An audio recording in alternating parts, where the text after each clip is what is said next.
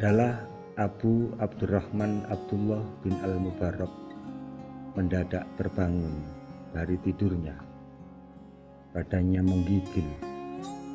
Baru saja ia bermimpi melihat dua malaikat turun dari langit. Percakapan dua malaikat itu terdengar jelas. "Berapa jumlah orang yang berhaji tahun ini?" tanya malaikat kepada temannya. 700.000 orang. Di antara mereka berapa orang yang hajinya diterima? Tidak ada seorang pun. Abdullah bin Mubarak merupakan salah satu dari 700.000 orang yang menunaikan ibadah haji tahun itu. Ia kembali mengingat mimpinya. Ada satu orang tidak menunaikan ibadah haji, tetapi hajinya diterima oleh Allah. Berkat satu orang itu, Allah menerima ibadah mereka semua, ungkap malaikat. Siapakah orang itu? Tanya malaikat yang lain. Dia adalah tukang sol sepatu di kota Damsyik. Namanya Sa'id bin Muhafah. Didera rasa penasaran yang amat sangat, Abdullah bin Mubarak mengurungkan perjalanan pulang. Ia berganti arah menuju kota Damsyik untuk mencari Sa'id bin Muhafah. Ternyata cukup sulit menemukan orang yang bekerja sebagai tukang sol sepatu. Tempat tinggal Sa'id bin Muhafah berada jauh di pinggiran kota. Alangkah kaget ketika Sa'id, tukang sol sepatu, mengetahui tamu yang datang adalah Abdullah bin Mubarak, seorang ulama besar. Abdullah bin Mubarak menceritakan mimpinya. Sa'id sama sekali tidak mengetahui namanya disebut-sebut oleh malaikat. Namun, ia membenarkan keinginannya untuk menunaikan ibadah haji. "Saya ingin sekali menunaikan ibadah haji," ungkap Sa'id bin Muhafah. Setiap mendengar panggilan haji, labbaik Allahumma labbaik, labbaik la syarika laka labbaik, saya selalu menangis. Ya Allah, saya rindu Makkah Al-Mukarramah. Saya rindu berziarah ke makam Rasulullah. Sejak puluhan tahun yang lalu saya menyisihkan uang hasil pekerjaan menjadi tukang sol sepatu. Sedikit demi sedikit uang terkumpul. Pada tahun ini saya memiliki bekal untuk berangkat haji. "Mengapa Anda tidak jadi berangkat haji?" tanya Abdullah bin Mubarak. "Waktu itu istri saya sedang hamil.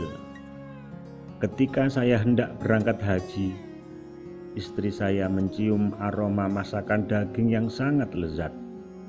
Ia ingin sekali mencicipi masakan itu. Lalu saya mencari orang yang memasak daging itu. Ternyata yang memasak adalah seorang janda bersama 6 anaknya. Janda itu tetangga saya sendiri. Saya katakan kepadanya saya hendak meminta sedikit daging itu untuk istri saya yang sedang hamil. Tapi dia tidak mau memberikan masakan itu. "Masakan daging ini halal bagi saya, tapi haram bagi Anda," jawab sang janda. "Saya akan membeli masakan itu, berapapun harganya." "Tidak, saya tidak menjualnya." "Mengapa Anda tidak menjual masakan Anda?" tanya Sa'id kepada sang janda. "Sudah berhari-hari saya dan 6 anak saya belum makan. Kami tidak memiliki lagi bahan makanan yang bisa dimasak. Lalu saya menemukan keledai mati di pinggir jalan. Saya ambil sebagian dagingnya.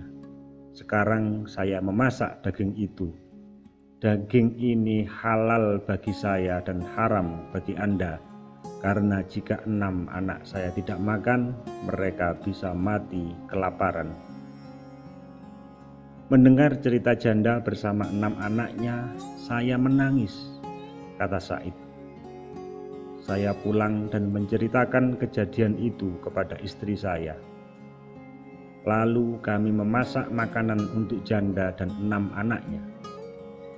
Bersama makanan itu, saya juga menyerahkan semua uang yang telah saya kumpulkan untuk menunaikan ibadah haji. Saya katakan pada janda itu, pakailah uang ini untuk mencukupi semua kebutuhan keluargamu supaya 6 anakmu tidak kelaparan lagi. Usai menyerahkan semua uang itu, saya berdoa, ya Allah, inilah hajiku. Ya Allah, inilah wakafku. Dari kisah ini, kita bisa belajar kepada orang-orang kecil yang berjiwa besar. Mereka selalu berhasil merobohkan bangunan egoisme, kapitalisasi pahala, egoisme masuk surga, egoisme simbolisasi kemuliaan pribadi. Mereka bergaul dan berkomunikasi dengan Tuhan secara polos, tampil utuh sebagai manusia. Doa permohonannya lugas dan sederhana. Ketika struktur kekuasaan menindas mereka, ketika penyuluh kebenaran menempatkan mereka sebagai komoditas surga, ketika kaum berkelebihan uang menjadikan mereka sebagai bahan baku pencitraan kesalehan sosial, ketika sepi sunyi derita hati mereka dipendam dalam kerja keras dengan menjual sebotol 2 botol air minuman kemasan di pinggir jalan, mereka tidak berdampingan dengan siapapun kecuali ditemani Tuhan. Orang-orang besar mencari Tuhan ke sana kemari, disangkanya Tuhan bertempat tinggal di masjid. Pergi haji berkali-kali untuk memuaskan rindu yang jauh, padahal Tuhan hadir bersama orang-orang kecil yang lemah dan dilemahkan, yang lapar dan dilaparkan, yang haus dan dibiarkan kehausan. Tuhan menegur, wahai anak Adam, aku meminta makanan kepadamu, mengapa engkau tidak memberiku makan? Wahai Tuhanku, bagaimana mungkin aku memberimu makan, sedangkan engkau adalah Tuhan semesta alam? Engkau mengetahui ada hambaku sedang kelaparan dan engkau tidak memberinya makan. Ketika engkau memberinya makan, niscaya engkau dapati aku di sisinya. Jangan-jangan kita memiliki Tuhan selain Dia, Tuhan egoisme pribadi yang memuaskan kepentingan diri sendiri.